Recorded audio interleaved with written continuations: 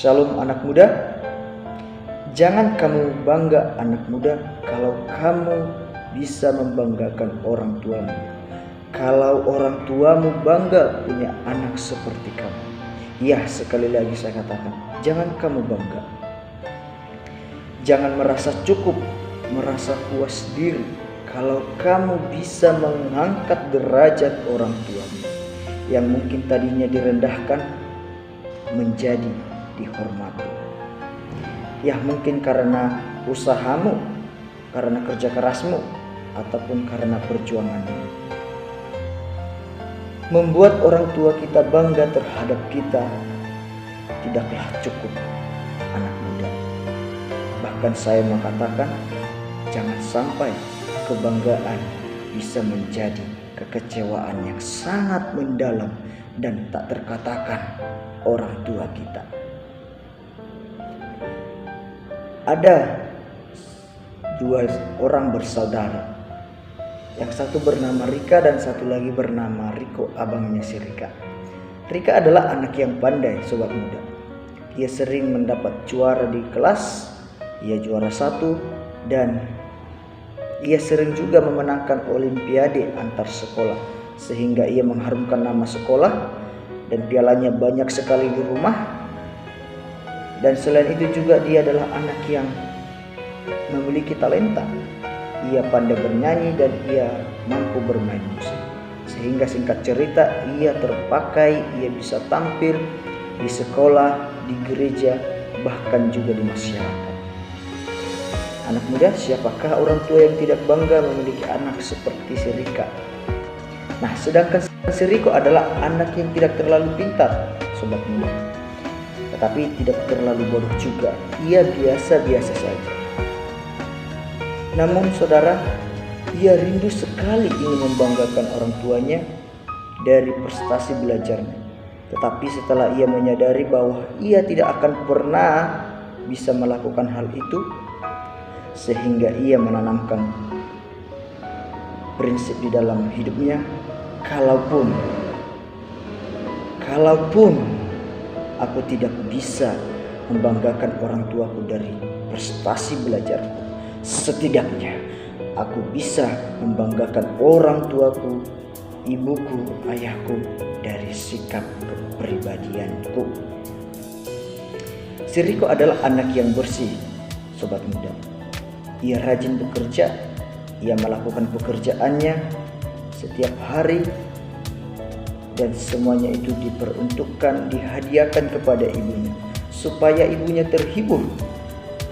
Karena bagi dia, kebersihan itu bagaikan pemandangan-pemandangan yang indah, seperti pemandangan-pemandangan yang ada di luar sana, yang dapat menyenangkan hati dan menenangkan pikiran. Bagi si Riko, kebersihan itu akan membuat hati ibunya senang dan pikiran ibunya itu tenang di tengah-tengah masalah yang dihadapi ibunya. Si Riko juga adalah anak yang suka menemani ibunya. Ia selalu menyempatkan diri, menyempatkan waktunya kepada ibunya untuk bercerita, untuk bercakap-cakap kepada ibunya, mendengarkan cerita ibunya, dan menyampaikan isi hati si Riko juga kepada ibunya. Dan di samping itu, kalau orang tuanya sakit, kalau ibunya sakit, sobat muda, si Riko selalu perhatian kepada ibunya.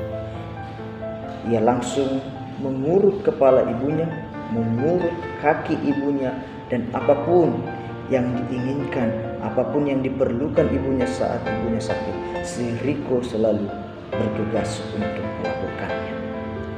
Sedangkan si Rika, sobat muda, adiknya itu, ia lebih memilih menonton televisi ataupun bermain handphone dibandingkan memperhatikan ibunya yang sedang jatuh sakit. Ia berpikir bahwa ibu juga nanti akan sembuh, semua akan baik-baik saja. Padahal di hati seorang ibu sangatlah menginginkan perhatian anaknya, apalagi di saat ia sedang sakit. Si Rika juga agaknya malas dalam hal bekerja sobat muda. Ia selalu sibuk dengan prestasinya daripada pekerjaan-pekerjaan rumah. Bagi dia yang penting ibuku, ayahku bangga punya anak seperti aku. Sobat muda, dari cerita ini maka saya mengatakan ada orang tua yang bangga terhadap anaknya, bangga sekali. Seperti ibu si Rika sangat bangga terhadap anaknya si Rika karena prestasi-prestasi yang diraih oleh si Rika.